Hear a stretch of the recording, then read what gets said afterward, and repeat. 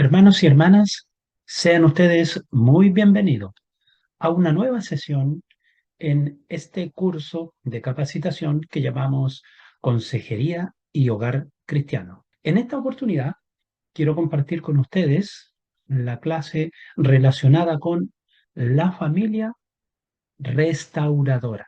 Vamos a ver a través de algunas diapositivas cómo Dios nos da a cada uno de nosotros, los integrantes de un grupo familiar, la gran comisión sobre esta tierra, prepararnos para nosotros ser restauradores en medio de esta sociedad. Les invito entonces a que procedamos a continuar con nuestra presentación. Una familia restauradora. Y la verdad es que cuando nosotros examinamos a través de las páginas de la Sagrada Escritura, nos damos cuenta con mucha certeza de que no todas las familias que están ahí registradas en la Sagrada Escritura muchas veces fueron familias restauradoras. Algunas de ellas fueron familias que causaron divisiones, como es el caso de Jacob y Esaú, los dos hijos que tuvo Isaac y Rebeca. Podríamos decir, por un lado, salió la restauración por el lado de Jacob, pero por el lado de Esaú estuvo la división. Si nosotros retrocedemos un poquito más atrás, vemos en el caso de la familia de Abraham. Por el lado de Isaac vino la restauración, pero por el lado de Ismael vino la división. Ahora, en Cristo Jesús, nosotros somos nueva criatura, somos nuevo hombre, somos nueva mujer. Entonces, la palabra de Dios nos llama en sí a cada uno de nosotros en concreto a que formemos, propiciemos y seamos parte de esas familias restauradoras que están alrededor de este mundo. Mire, en cierta oportunidad se estaba desarrollando un hermoso programa evangelístico. Entonces, el predicador allí, que estaba muy eufórico e inspirado, le preguntó a un niño que estaba delante, muy cerca del estrado, entre la concurrencia. Y le preguntó el predicador a este inocente niño de aproximadamente 8 a 10 años, ¿dónde quedaba el infierno? Fíjese que el niño se levanta y señalando con su mano derecha hacia un edificio que quedaba enfrente del lugar donde se estaba desarrollando este evento, y le dijo, en ese edificio, en el departamento 902, ahí está el infierno. ¿Por qué razón el niño dijo esto? Porque él había visto las borracheras de su padre y las peleas que se generaban entre su padre y su madre. Y él oía decir claramente a su madre, esta casa es un infierno.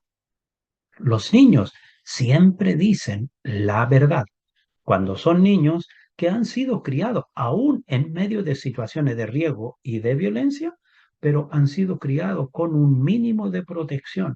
Ellos en su inocencia siempre dicen la verdad. En cierta oportunidad una anciana oraba y decía, Padre mío que estás en el cielo. Luego sale un niño que pasaba allí cerca de la abuelita y le dice a la mamá, pobrecita la abuelita. ¿Por qué?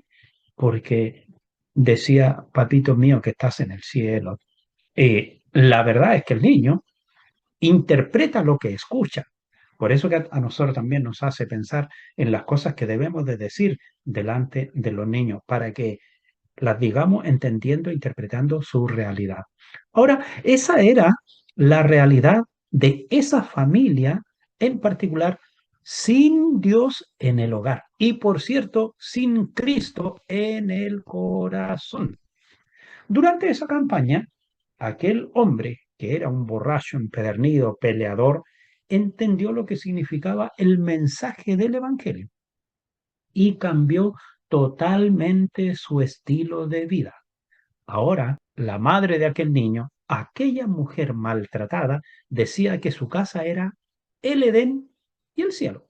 Podemos nosotros describir por qué razón ella decía que era el Edén y el cielo. Bueno, el Edén porque había de todo, porque nadie peleaba, porque todo estaba bien, y el cielo porque había paz. ¿Podemos hacer de nuestra casa un Edén en la tierra con una proyección al cielo? Creo que cuando nosotros verdaderamente hacemos las cosas bajo una clara convicción de las enseñanzas del Dios eterno, sí podemos llegar a tener una casa como el Edén y, por cierto, con una proyección hacia el cielo, hacia la vida eterna. Entonces, este es el propósito que hoy nos enfoca para proyectarnos a ver a través de las siguientes imágenes qué nos enseña la Biblia para facilitar las relaciones dentro del hogar y que nosotros aprendamos en nuestro hogar a ser restauradores, de modo que podamos ser indicados por el resto de la sociedad, por el resto de la comunidad, como una familia restauradora. Bueno, la verdad es que la sociedad no dice eso, sino que la comunidad nos juzga y nos dice que se ve bien esa familia, o que se ven contentos, o que se ven alegres. De esa manera, ellos califican cómo estamos viviendo nosotros en medio de nuestra familia. Hoy en día, en núcleos familiares bien constituidos, cada uno de los miembros que conforman el hogar asumen papeles sociales de responsabilidad. Y especialmente en este tiempo, hace 15 años atrás, las mujeres no estaban insertas en el campo laboral. Hoy en día sí lo están, y lo están pero en un 100%. A tal punto que hoy en día incluso postergan la maternidad, pero cuando quieren tener hijos, entonces se circunscriben a el quehacer del hogar porque quieren entonces tener una dedicación para instruir y para enseñar a esos nuevos integrantes de esta familia, de este núcleo familiar, y que quieren que sean verdaderamente en el futuro hombres y mujeres útiles a la iglesia, al servicio de Dios y, por cierto, a la sociedad. Por lo tanto, de esa manera es como el hombre no solo es marido, también es padre.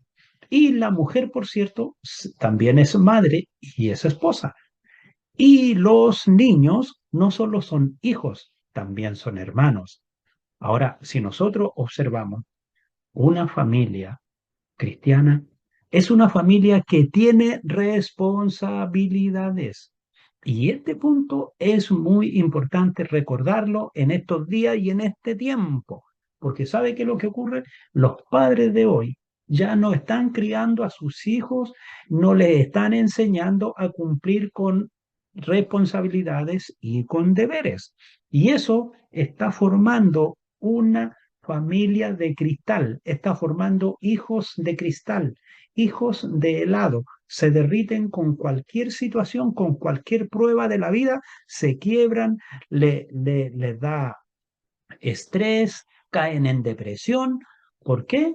Porque los han criado demasiado inválidos. No les dan responsabilidades, no les delegan ahí los deberes que deben cumplir. En este tipo de hogar, en el tipo de hogar donde hay responsabilidades, se comparte enseñanza, responsabilidad y amor. Cuando los padres han enseñado con amor la responsabilidad y lo que significa derechos y deberes, entonces cada uno de los componentes de la familia sabe qué hacer. Fíjese que en cierta oportunidad un joven como de 35 años, visitó el hogar de una familia y todos los niños eran menores de 10 años. Entonces, en ese hogar, la madre le tiene enseñado a sus hijos el orden y el cumplimiento de sus responsabilidades. Ninguno de ellos se va a la escuela si no ha dejado su cama hecha. Ninguno de ellos se acuesta si no tiene su ropa dispuesta para el otro día usarla e irse a la escuela. Y ninguno de ellos tampoco se acuesta si no tiene su bolso preparado y listo para salir, y lo único que falta agregar ahí es la colación que se prepara por la mañana. Entonces, estos niños, una familia de 4 hijos, pero muy bien ordenados y comprenden perfectamente la enseñanza de los padres. Es una familia cristiana. Entonces llegó este joven y empezó a conversar con ellos. Y los niños le empezaron a contar las cosas que ellos hacían antes de irse al colegio. Levantarse, ducharse, tender la cama, tener su bolso listo, su ropa y al otro día tomar desayuno y salir al colegio. Entonces, una de las niñas le pregunta a este joven, ¿y tú qué haces? Y él le dijo, yo estudio, voy a la universidad. Le dijo, ¿y antes de ir a la universidad, tú haces tu cama? No, le dijo él. Se sorprendió tanto esta niña que le dijo, ¿pero cómo? ¿Tú vas a la universidad y no haces tu cama? O sea, para ella fue algo sorprendente que una persona mucho mayor que ella no cumpliera todavía con ese deber básico dentro del hogar.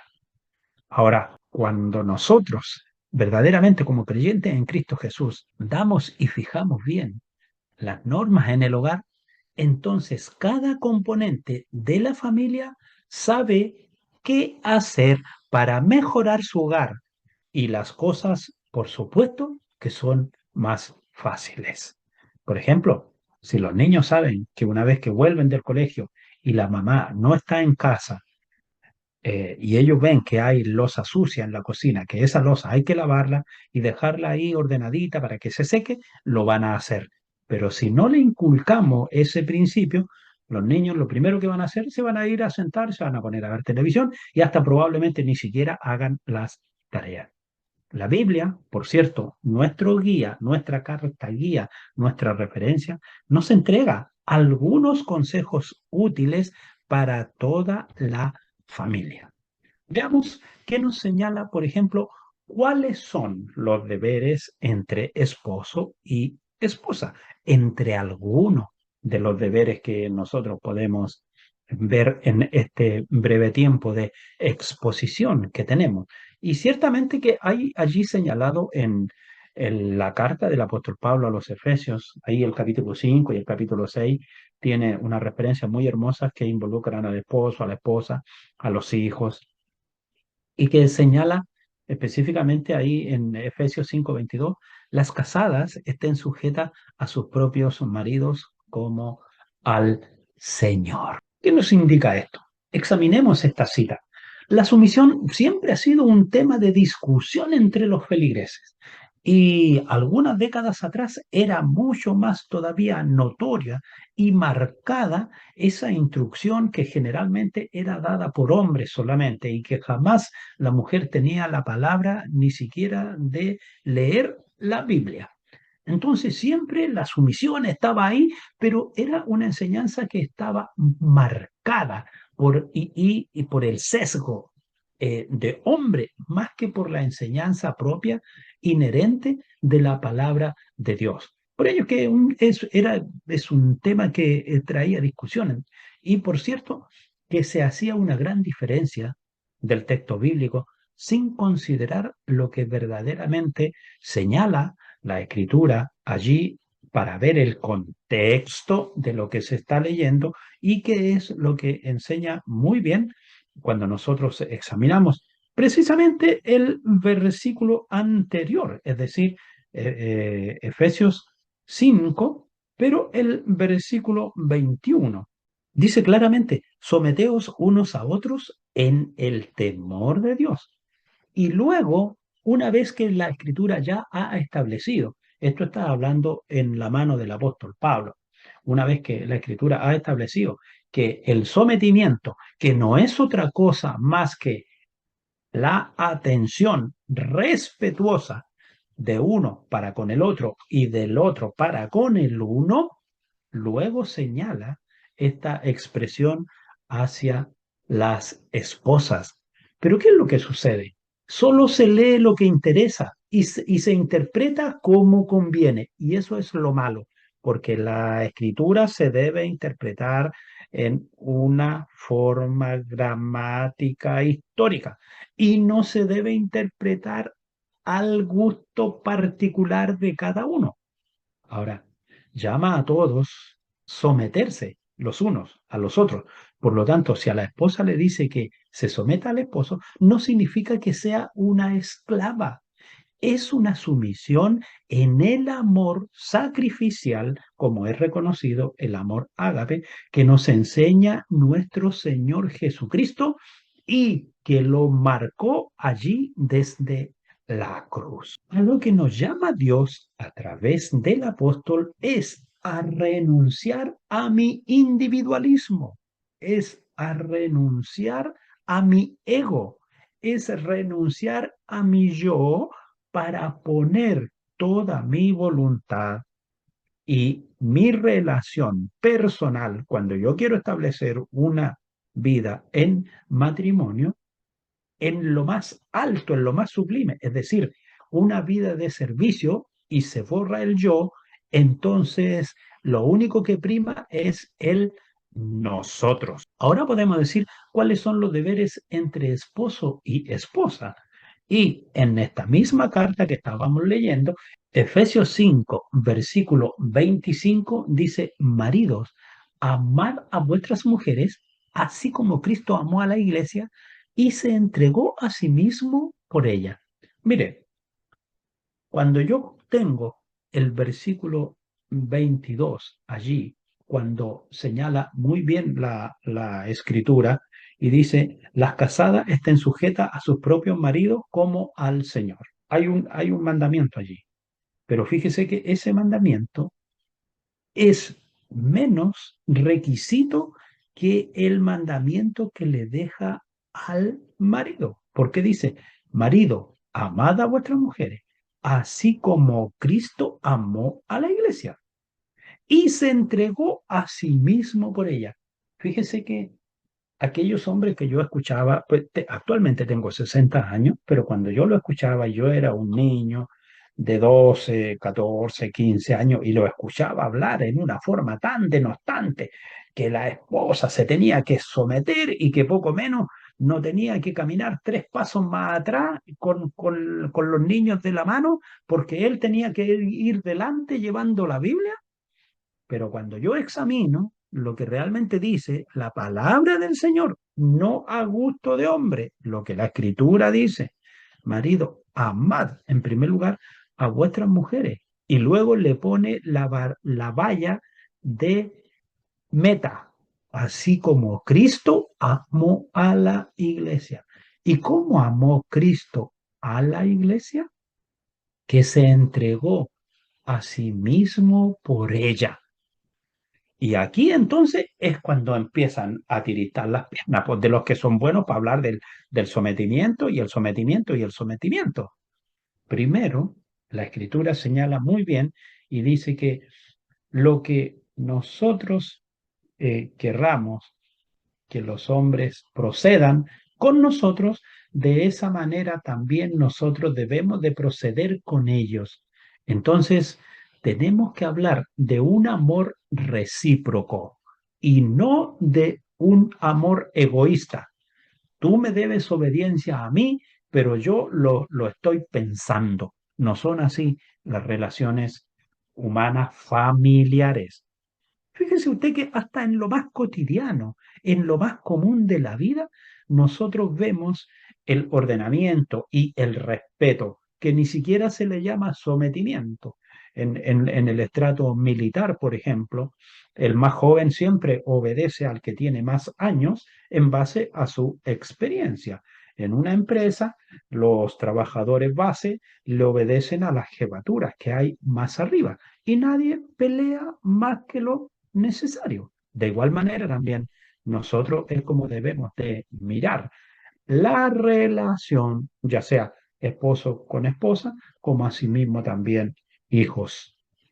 Hoy en día podemos entender que el esposo no es el verdugo del hogar, tampoco es el ministro de una corte marcial. La escritura señala que el sacrificio del marido tiene que llegar hasta el punto de poner su vida por la defensa de la familia y del hogar. Muchas veces hay alguna discusión por ahí entre niños y el papá lo primero que dice, anda a verlo tú porque yo no conozco a la vecina, cuando en verdad debiera de salir él con la más absoluto, cuando en verdad debiera de salir él con la más absoluta hidalguía y caballerosidad y exponer su punto acerca del asunto que se está presentando allí con los niños. Ambos deben entender que en una relación permanente como el matrimonio, debemos, con mayúscula, debemos negarnos al yo y propiciar, favorecer, hacer crecer en nuestro trato el servicio mutuo que está representado por la palabra nosotros. Ahora, en cuanto a los hijos y los padres, que nos señala la escritura, ahí y lo encontramos, por supuesto, prosigue la misma enseñanza en Efesios capítulo 6, en el versículo 1 al 3, y dice, hijos, obedeced en el Señor a vuestros padres, porque esto es justo. Honra a tu padre y a tu madre, que es el primer mandamiento con promesa, para que te vaya bien y seas de larga vida sobre la tierra. ¿Escuchó bien? Hijos, coma. Y luego dice, obedeced a vuestros padres como al Señor. Para que la familia se desarrolle en un ambiente sano y restaurador, deben los padres fijar normas en la conducta y comportamiento de los hijos. ¿Qué significa?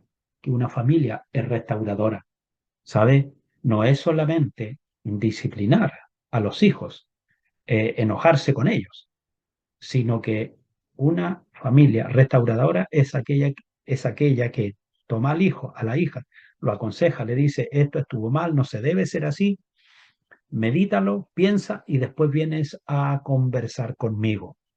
Y tiene que haber posteriormente a la disciplina, a la enseñanza, a lo que se diga, un abrazo de restauración. De esa manera, los niños desde pequeños se van dando cuenta lo que significa amor, lo que significa entregar, pero a su vez también lo que significa respetar.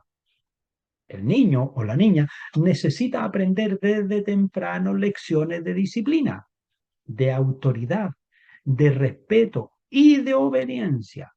Por otro lado, los padres deben evitar comportamientos contradictorios, como por ejemplo, haz lo que yo te digo, pero no hagas lo que yo hago.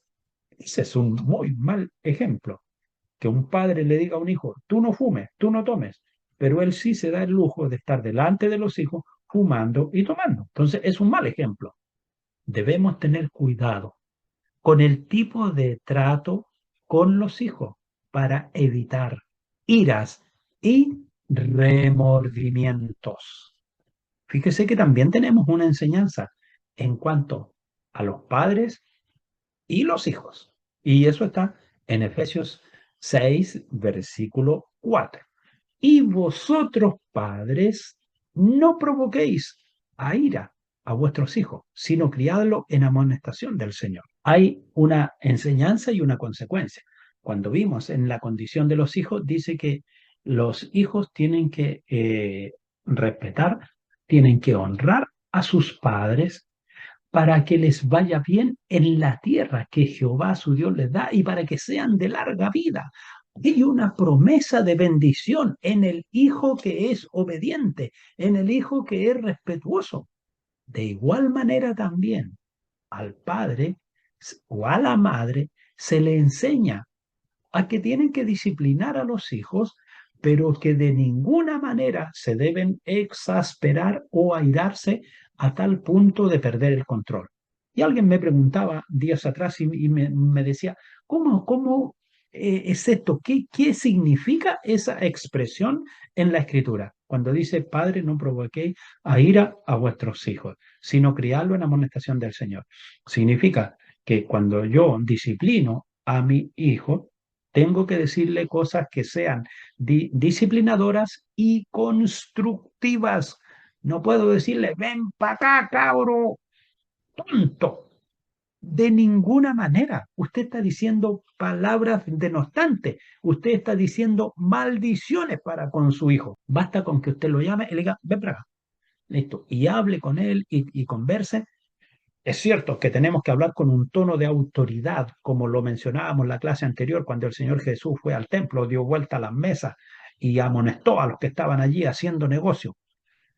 Manifestó autoridad, pero no esa ira descontrolada que finalmente hace daño y produce mucho prejuicio. Y criadlo en amonestación del Señor, siempre mostrándole usted en la práctica a los hijos lo que usted quiere, pero en el temor de Dios. Cuando nosotros tenemos la bendición de poder aplicar la enseñanza y generalmente es mal aplicada y por cierto también mal enseñada, los padres no deben avergonzar a sus hijos con la disciplina. Por ejemplo, salir porque el niño anda en la calle junto con unos amigos y salir y gritarle, oye, ven para acá, que tienes que hacer esto. Los hijos lo primero que van a decir, "Ah, anda flojo, anda a hacer eso". Y eso es una situación de vergüenza para ante sus amigos. Cuando dice no provocar a ira, esto nos lleva a pensar que la disciplina debe ser constructiva y edificante, pero no dañina y perjudicial. Una familia cristiana debe poner en práctica el genuino amor de Cristo para hacer crecer la confianza entre sus miembros. De esa manera, nosotros estamos construyendo hijos que el día de mañana también tendrán la bendición de ser restauradores. Por otra parte, el denigrar o desmerecer el valor de los hijos, como diciéndole no sirve para nada, el niño o la niña debe entender que es importante y que su vida tiene un propósito especial. Muchas veces se trata de tonto o de tonta, una hija o un hijo, leso, lesa, menso, mensa. De esa manera, nosotros estamos maldiciendo a nuestros hijos. Y mucha atención, lo que sembrares, eso segarás. Si maltratas a tus hijos, pues se convertirán en una cizaña dentro del hogar. Y créeme que cuando tú seas viejo, aunque estés sufriendo penas y dolor, no se van a acordar de ti, porque sembraste mal, sembraste solo odio en sus vidas. Y Dios no te ha llamado para eso. ¿Y qué es lo que encontramos entre los hermanos? Aquí hay una hermosa cita que está en Primera de Juan 4:21 y también en Mateo 18:15. Si bien es cierto, son citas que están hablando entre hermanos de la iglesia como una asamblea creyente, pero en base a la relación, a la enseñanza que estamos dando, Primera de Juan 4:21 dice que, y Él nos ha dado este mandamiento, el que ama a Dios, ame también a su hermano. Y Mateo 18:15 dice, si tu hermano peca contra ti, ve a solas con él y hazle ver su falta. Si te hace caso, has ganado a tu hermano. El ejemplo de la palabra aplicable ahora a la familia, nosotros encontramos que en la primera cita nos llama. Es Dios que nos está llamando a cada uno de nosotros a que amemos a nuestro prójimo. Y en la segunda cita, lo que se nos está enseñando es cómo debemos de arreglar nuestros asuntos personales. Mire, cuando los niños son pequeños, tienen que intervenir los papás en las separaciones. Pero cuando los niños ya van creciendo, ellos deben ir aprendiendo a solucionar y a resolver sus conflictos por sí mismos, sin la intervención de un tercero, sino que el papá y la mamá deben actuar de jueces, pero nunca intervenir para solucionar las disyuntivas que se van presentando en niños de 14, 15 años para arriba. Pero cuando son pequeños, sí tienen que intervenir los papás y colocando una mano de disciplina y con firmeza. Con los hijos debemos tener mucho cuidado en lo relacionado con el equilibrio y la equidad. Los hijos suelen competir muchas veces entre sí por la atención de los padres, pero los padres debemos de mantenernos en una posición equilibrada y siempre actuando por igual para con todos los hijos. Ellos necesitan sentir que son amados y protegidos por igual para estar unidos. Entonces, resumiendo, podemos decir lo siguiente. En una familia feliz, cada integrante se ocupa en agradar y servir al otro. De esa manera, cada uno de nosotros está aprendiendo también a ser restaurador. El Señor Jesús, a través de su palabra, nos muestra a cada uno de nosotros que Él fue a preparar morada para que vivamos con Él. Y esa morada, dice la Escritura, que es la restauración de un nuevo cielo y de una nueva tierra. ¿Qué nos dice allí en Juan 14, del 2 y 3? Dice, fue la promesa del Señor Jesús a sus discípulos. En la casa de mi Padre muchas moradas hay. De otra manera os lo hubiera dicho. Voy pues a preparar lugar para vosotros. Y si me fuere y os aparejaré lugar, vendré otra vez y os tomaré a mí mismo para que donde yo estoy, vosotros también estéis. Esta enseñanza nos hace mirar y examinarnos a cada uno de nosotros que hay una promesa de restauración, una promesa final, más allá de este cielo atmosférico. Y este debe ser el sentido de nuestra enseñanza en el núcleo de la familia. Lo que se practica en casa servirá para construir bases sólidas en la sociedad en la cual nos desarrollamos. Y por cierto, también la palabra nos enseña allí en Primera de Corintios 2, verso 9, Primera de Corintios 2, verso 9, cómo es el hogar que Dios tiene ahora preparado para nosotros. Antes, como está escrito, cosas que ojo no vio, ni oreja oyó, ni han subido en corazón de hombre, son las que a Dios ha preparado para aquellos que le aman. Hay algo que Dios ha hecho para cada uno de nosotros una vez que dejemos el escenario de esta tierra. Dios nos promete un lugar único en los cielos. Nuestra enseñanza en familia o en el ambiente donde nos desarrollamos debe ser real y fructífera. Cuando los padres siembran esperanza eterna, los hijos crecerán con ella. Y cuando adultos, solos irán a los pies de Cristo para ser restaurados allí en el seno del Dios eterno. Ahora, allí en Primera de Tesalonicenses 4, versículos 16 y 17, encontramos la promesa de cuándo se cumplirá la redención final para cada uno de nosotros, la restauración final. Porque el mismo Señor con aclamación, con voz de arcángel y con trompeta de Dios descenderá del cielo y los muertos en Cristo resucitarán primero. Luego nosotros, los que vivimos, los que quedamos juntamente con ellos, seremos arrebatados en las nubes a recibir al Señor en el aire y así estaremos siempre con el Señor. La enseñanza aquí es como integrante de un hogar, con la misión de ser restauradores, pues debemos enseñar a nuestros hijos que lo que hagamos en esta tierra, fuera del orden y la moral, tiene su día de juicio y de justicia, pero debemos procurar estar con Cristo en ese tiempo de gloria. Después de la derrota final del mal, ¿dónde será nuestro hogar eterno? Y ahí está la gran promesa. Apocalipsis 21, 1 y 2. Y vi un cielo nuevo y una tierra nueva, porque el primer cielo y la primera tierra se fueron y el mar no es. Y yo, Juan, vi la santa ciudad Jerusalén, nueva, que descendía del cielo, de Dios, dispuesta como una esposa ataviada para su marido. Dios restaurará todas las cosas.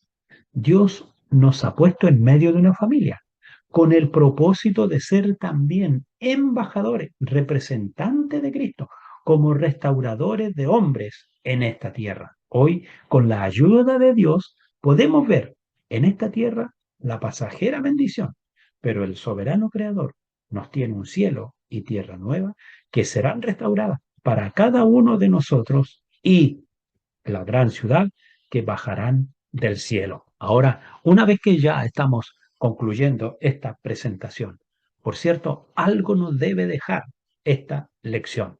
Y aquí es donde nosotros decimos la decisión para con mi familia. ¿Ha sentido usted que esta lección le ha llegado a su vida y que algo debe cambiar?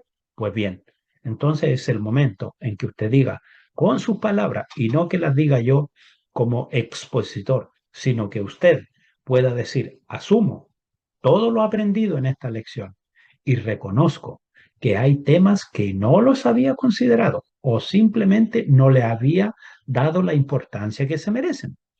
Trataré que mi hogar, mi trabajo, mi entorno en mi comunidad, nos esforcemos por tener un lugar mejor cada día.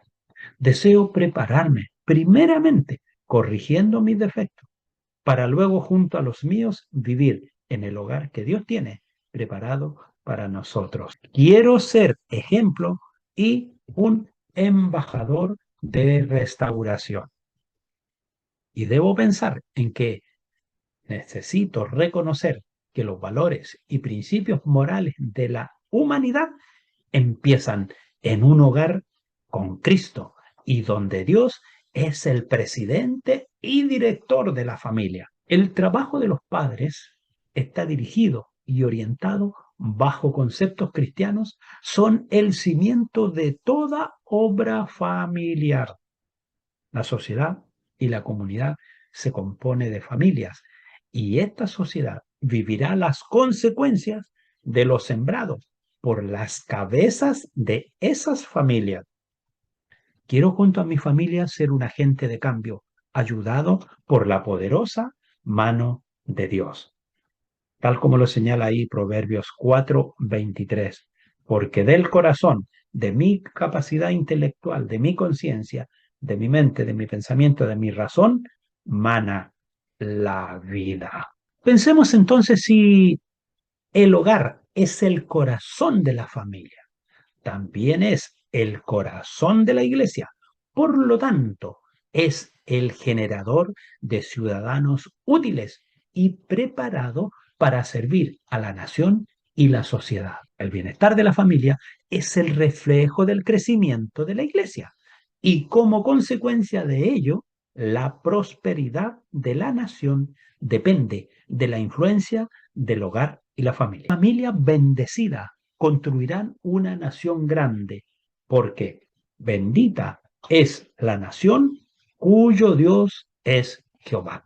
Agradezco a Dios por esta oportunidad que tengo de poder compartir con ustedes, amables alumnos y oyentes, seguidores, y todos aquellos que tengan la bendición de ser parte de este programa educativo. Y deseo en el Señor que para ustedes sea una enseñanza de orientación y de ayuda en su vida personal. Muchas gracias, Dios les bendiga. Nos veremos en una próxima oportunidad, si Dios nos concede salud y vida.